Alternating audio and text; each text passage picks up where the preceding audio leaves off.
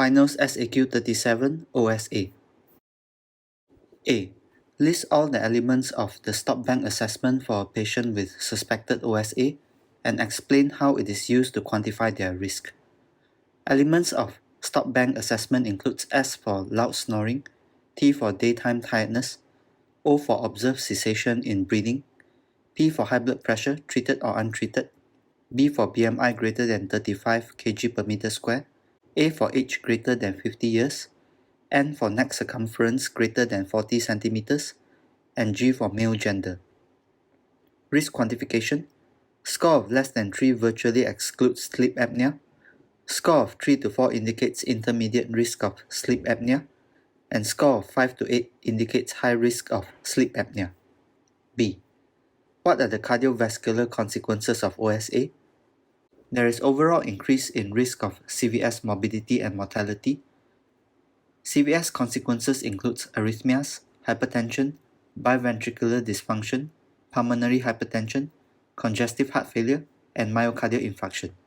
The increased risk of MI is due to increased presence of dyslipidemia, enhanced platelet activation, inflammatory pathway activation, and endothelial dysfunction seen in OSA. C. How can the perioperative risk be minimized in a patient with known severe OSA but no other CVS or respiratory comorbidities who is having peripheral surgery involving at least one night in the hospital? Preoperative measures includes to ensure the patient is established and compliant on CPAP for 3 months prior to surgery, if clinical condition permits, and continue the use in the perioperative period. Encourage preoperative weight loss if overweight, dietitian referral if necessary. If the patient is a smoker, encourage to stop smoking and refer for smoking cessation therapies if necessary. Assess for the possibility of associated difficult airway and plan accordingly. Consider possibility of using regional technique only or regional analgesia as a method to reduce the overall use of systemic drugs that will impact on respiratory drive and alertness. Avoid sedative pre-medication. Intraoperative measures. If GA is used, target normal oxygen saturations and end-tidal CO2. Use short-acting agents such as desflurane, propofol, and remifentanil. Monitor neuromuscular blockade and ensure adequate reversal prior to extubation. Consider the need for sugammadex. Extubate awake. Use multimodal analgesia to reduce or avoid the need for long-acting opiate. Post-operative measures. Ensure CPAP is available for use in the PACU. Consider prolonged PACU stay.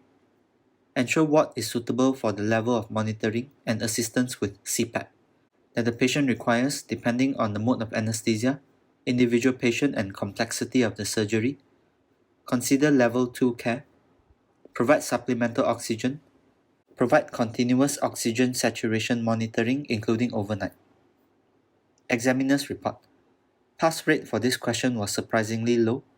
Most candidates knew elements of stop bank but few knew the scoring to quantify risk. Most marks were available in Part C. Those who remembered importance of perioperative CPAP, short-acting anesthetic agents, neuromuscular monitoring, ensuring full reversal of muscle relaxation, scored well, and tended to do well overall. Additional information. Obstructive sleep apnea. Introduction. Sleep apnea refers to cessation of airflow at the mouth and nose for at least 10 seconds during sleep. Sufferers develop intermittent respiratory arrest and hypoxemia during REM sleep.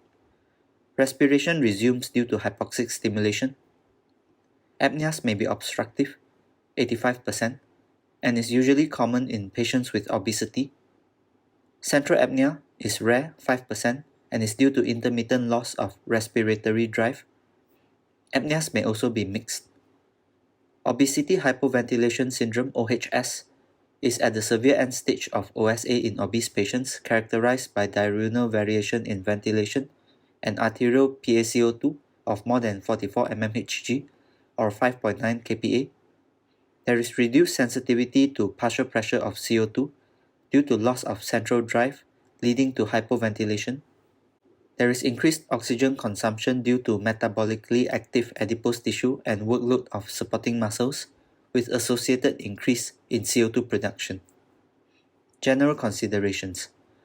OSA patients have higher perioperative risk likely due to increased upper airway collapse and OSA-related comorbidities. In all age groups, OSA is an independent risk factor for neurocognitive morbidity, endocrine morbidity, CVS morbidity, and mortality. In children, OSA is most commonly associated with adenotonsillar hypertrophy, and severity of OSA is not always proportional to the size of the tonsils and adenoids. Patients with OSA are at risk of perioperative airway obstruction and respiratory failure while under the effects of sedatives and opioids, hence the need to minimize their use. Diagnosis and treatment. OSA is often diagnosed on history and examination.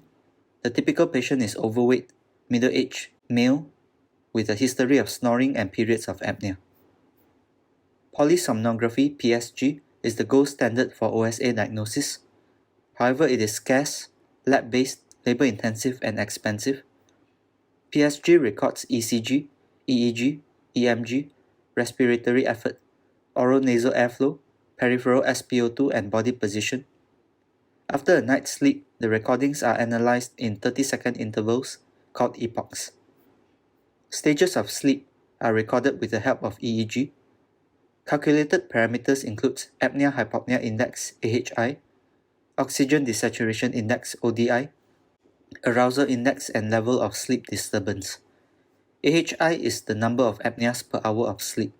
The severity of OSA can be classified according to AHI, with AHI of less than 5 being normal, AHI of 5 or more but less than 15 per hour as mild OSA, AHI of 15 or more but less than 30 per hour as moderate OSA, and AHI of 30 per hour or more as severe OSA. ODI is the number of times per hour of sleep that the blood oxygen level drops below 4% or more from the baseline.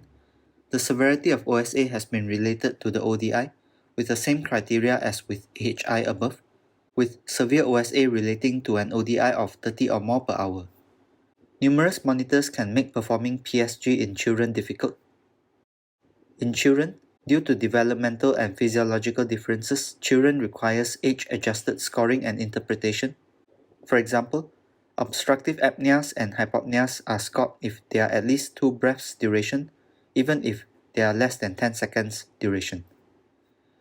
Home sleep apnea testing is accessible and cost-effective and includes overnight SpO2, giving the ODI, SpO2 and airflow and abdominal movement monitoring, giving ODI and AHI. Tools available to assess OSA includes the Epworth Sleepiness Scale and Stop Bang Assessment discussed previously. Patients with significant sleep apneas should be treated with CPAP overnight using nasal or face mask. General perioperative considerations. Pre-op assessment. OSA is undiagnosed in 80% of patients. Pre-op evaluation should include a review of previous medical records, a history from the patient and/or family, and a physical examination. Assess for airway difficulty with previous anesthetics, hypertension, and other CVS or respiratory problems. Use a screening tool such as stop bang assessment. It is important to identify patients with OHS as they are particularly sensitive to anesthetic drugs and opioids. They are usually morbidly obese and have significant daytime somnolence and breathlessness. Note any current treatment and compliance with treatment such as CPAP. Day surgery may be reasonable depending on OSA severity, comorbidities, analgesic requirements, and nature of surgery. In patients with a new diagnosis of OSA treated with CPAP, it is advisable to delay surgery for 1 to 3 months. However, consideration for urgency of surgery and patient preference should be given. Investigations. In known OSA, perform FBC to detect polycythemia, SpO2, and ECG to detect right heart strain and desaturation. If ECG shows right heart strain, echocardiography is indicated to exclude right ventricular hypertrophy.